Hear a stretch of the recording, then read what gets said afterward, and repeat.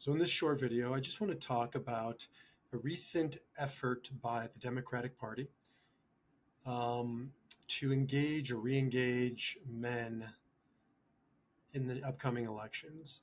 And Man Uprising and myself, we don't do politics. This isn't about Democrats versus Republicans. Honestly, I think we should just call out stupidity wherever we find it. And there's plenty to go around on both sides.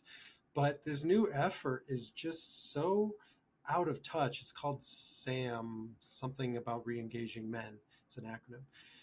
And they're spending $20 million on this thing. They're, you know, running it through test groups, and they're strategizing about it in boardrooms. I can't believe that it's this complicated. Talk about being out of touch. And at the, sort of the helm, certainly one of the poster children of it all is Tim Walz. Again, not a commentary on who should or shouldn't be president or vice president, but the way he's approached masculinity is, it's like, I feel like we're taking a step backwards, not forward. When, he puts on the hunting jacket and he goes out to hunt with his whatever 12 gauge shotgun, and he has a hard time loading it. And you can just kind of feel this is a little contrived here, where he's working on his car, changing oil, or he's up on stage going after, who was it? I think it was Elon Musk when he was up on stage. It was almost like a comedy skit. And again, I don't give a shit about the politics of it all. It's just, this is not authentic masculinity. This is like, again, a step backwards. It's insulting. It's insulting that masculinity is defined as your gun and your changing your oil and sort of locker room banter. By the way, which I have and do all of those things. I'm not proud of the locker room banter and really trying to work on it, but it's not something I aspire to. It's just this sort of base male nature. And, I believe that we're here to defy our nature. We're here to rise above our nature. And that's what Man Uprising is it's so beautiful and powerful to me as a man. Man Uprising is really trying to promote and define and present opportunities for authentic masculinity, not this bullshit kind that you see also in the manosphere on the right, blowing up with the Andrew Tates and others. And it's like, man, these are our choices, sort of an emasculated, recreated masculinity on one side and a steroid infused rage filled masculinity on the other. I don't think so. Not for me, not for the men that I know, love, and God. Certainly not the men in Man Uprising. So here are some core components, and I wrote about this on a blog. This is kind of to make sure everybody knows that the blog isn't political and this conversation isn't political. This is just to have a conversation about being men, not having to figure out what they want, but to describe what we are and need. A man needs connection. Like, you don't need a focus group to figure that out.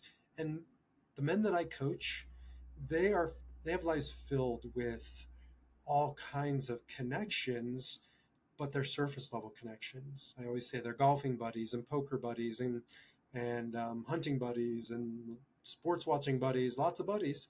And then they have testicular cancer. And I say to them, so have you told your quote unquote buddies?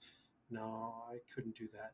Have you talked about this with your so-called friends? No, haven't done that either. Just don't feel comfortable doing it. What the hell are we doing here? You know how many men describe some variation of that they simply can't go deep in their male relationships, so they only go wide? That's not connection. That's superficial. That's not it's not scratching the itch, and it's certainly not making the pain go away. I didn't get into too deeply into the statistics around suicide, but this blog was sparked by not only the stupidity of this new effort, but also another suicide of a man here in town who was well known, successful, outwardly successful, obviously inwardly not so successful. And it's heartbreaking, it's tragic. So men need connection, right? It's this sort of myth of the lone wolf, right? The bootstrapping dude who can go it alone. Bullshit. It's just it's a myth that needs to die. So that's one thing that men need, and you don't need a focus group for that.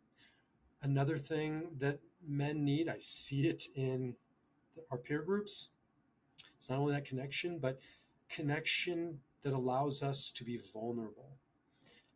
It's called safe space, and I appreciate that, but I don't think it's safe space. And in this new initiative, I think they're saying safe men's spaces. I don't think it's men need so much safe space. I think we need brave space. Brave space to say the hard things, to hear the hard things.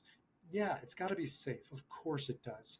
But too often in this day and age, safety means um, it means something other than safe. It means benign, or it means vanilla, or it means crayons and Play-Doh and, you know, therapy dogs. Nothing with any of those things. I love all three of those. Just not in my safe space. What I need in my brave space are the other 8 men around the table to have confidentiality, and it's rock solid confidentiality, to have a non judgmental, non directive environment. So nobody tells you what to do.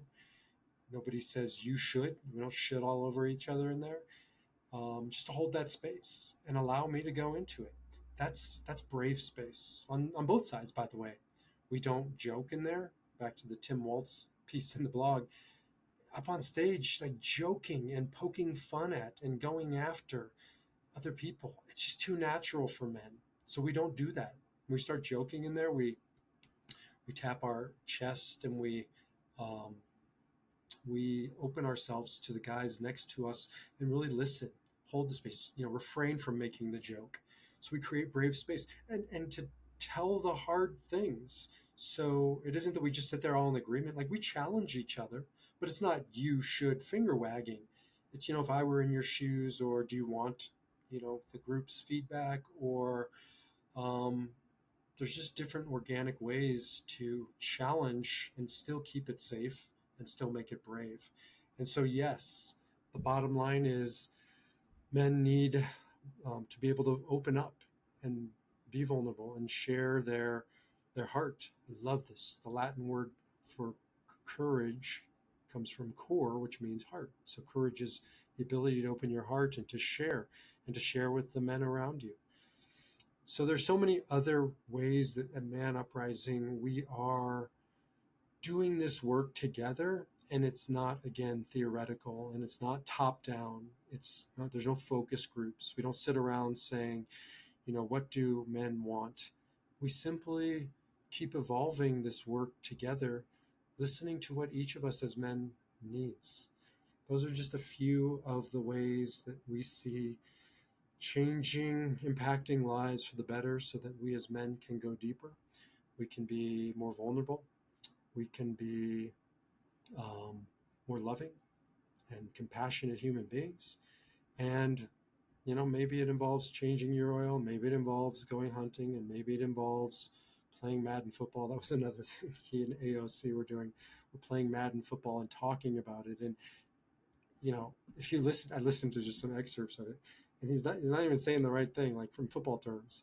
So it's contrived, it's forced. I don't begrudge any guy who plays Madden football. It's just not truly masculine. It's just a stupid game.